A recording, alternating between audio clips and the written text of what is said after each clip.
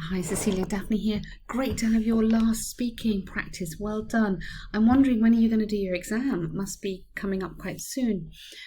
Now, there's something in the first sentence that you say that's really important to correct immediately.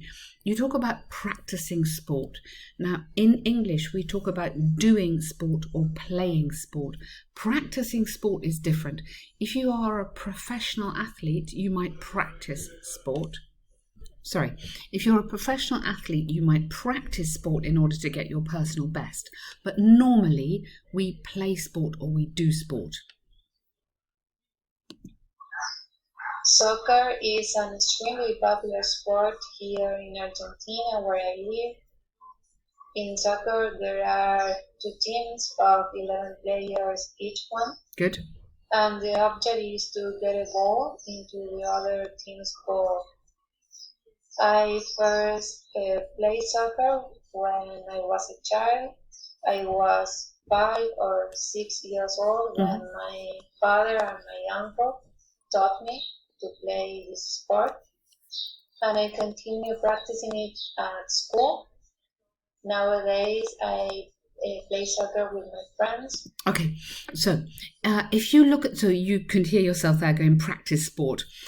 So look at the kind of instructions or the guide for this one. What I want you to do is to add complex sentences using relative clauses. So we're looking at getting maximum marks. Your speaking's great, but to get a really high score, you need to add some value here.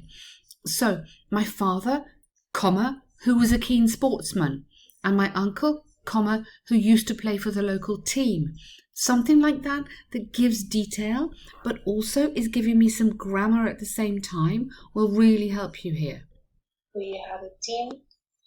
I am a defender in this team. The defender is the person who is in front of the goalkeeper. Good. And my primary goal there is to stop the other team from scoring. We usually rent a soccer field in order to practice. We practice with a coach every Friday night. Our coach is a former soccer player, and he is training us to participate in a tournament next summer. Fantastic. So I love all these details that are coming into it, but I think you're missing the opportunity to add some adjectives and then again use these relative clauses. Okay, so we play on a local pitch, comma, which is, you said which is where I live. You could put in it's a modern pitch, it's a new pitch, it's a pitch which is used by all sorts of different people or different teams. Just give me a little bit more of the detail, maybe. And the reason why I am really into soccer is because it is extremely fun and a fantastic opportunity to meet new people and make friends. And it's also a great way to be fit and teach you teamwork, because if you want to win a match, you need to work with the other members of your team. Good. In order to score. Okay, so other words which you could have to use that, you could say it's a competitive, you need to be fit, as you said, you need to be flexible, you need to be dedicated, you need to be motivated. So all these adjectives, which we can use in lots of different contexts, just make sure you revise some of those adjectives, also useful for your writing, and then they will add some quality to your lexis, to your grade for the vocabulary as well. But nice answer there. What I really like is that you've organized it really well and you're kind of following these details, these question order. So that is good. So what I wanted you to think about here is expressing doubt and probability. So this kind of thing, I doubt that, it's doubtful that, or it's quite probable that. So again, some of this is useful for the task 2 writing as well, remember. And that brings me to the end of my talk. Well done. Speaking part 3. What is the main reason for people to take up sport in later life? I think the main reason is that they are concerned about healthy aging. Good. Physical activity is associated with improved health in elderly people. That is really lovely. So to have gone into that passive, physical activity is associated with, fantastic. I really like that. Good grammar. Believe that people choose to practice a sport later in life because they are aware of the significant health benefits of being physically active. Okay, so give me some examples. So you've got here in the question take up. So you could have take up sport. Obviously, don't say that word again, but you could say begin a sport, find out about a sport, become interested in a sport. So push on the grammar, on the vocab, I mean. And what sort of thing might they do? Maybe not marathon running, but maybe like a yoga or a gentle walking. Give some examples. What are the advantages and disadvantages of doing any kind of physical activity? I think that practicing physical activity has a lot of advantages and few disadvantages. Regular exercises reduce your risk of many health conditions. Okay, so watch out there. Same thing with practicing exercises. It's the same thing. It's doing exercise. And exercise, we always use it in singular. Exercise means exercise in general. Exercises is a specific exercise. So I do 25 press-ups every day. Those are my exercises. So these are little mistakes, but you want to get this right. Like heart disease and certain cancers.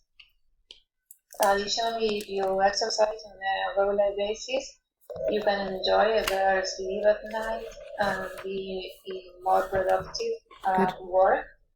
Nice benefit. I Good. believe that one of the disadvantages is that people can injure themselves if the exercise is excessive, and maybe they can present pains and increase in appetite, which is important because they need to pay attention to the food that.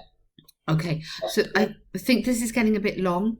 What I would do is just go in a little bit more organized. So some of the advantages are because, however, and then you could say, use some of these expressions here.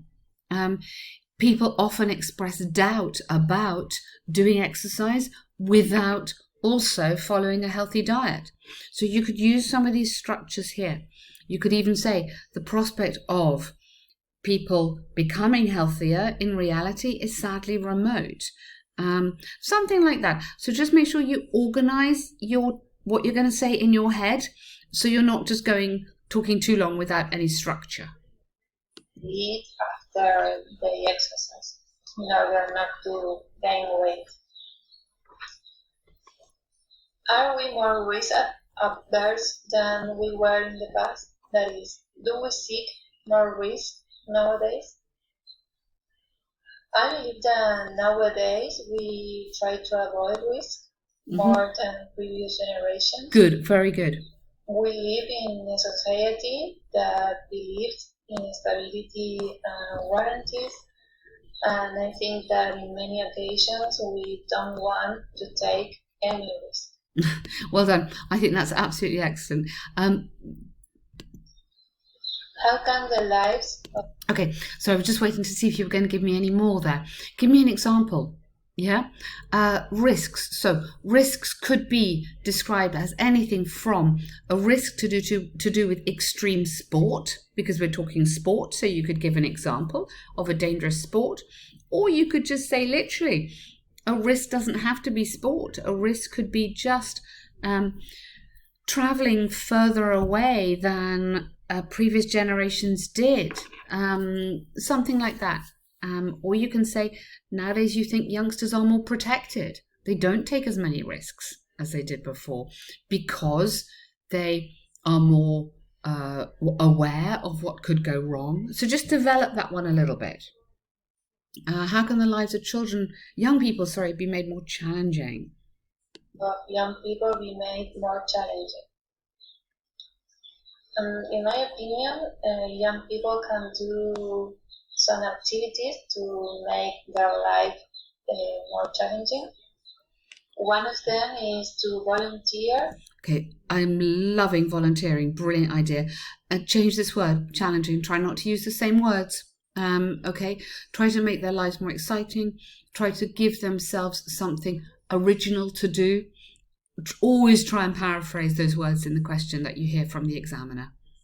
For an hour or maybe 2 hours a week in a charity organization. Lovely idea.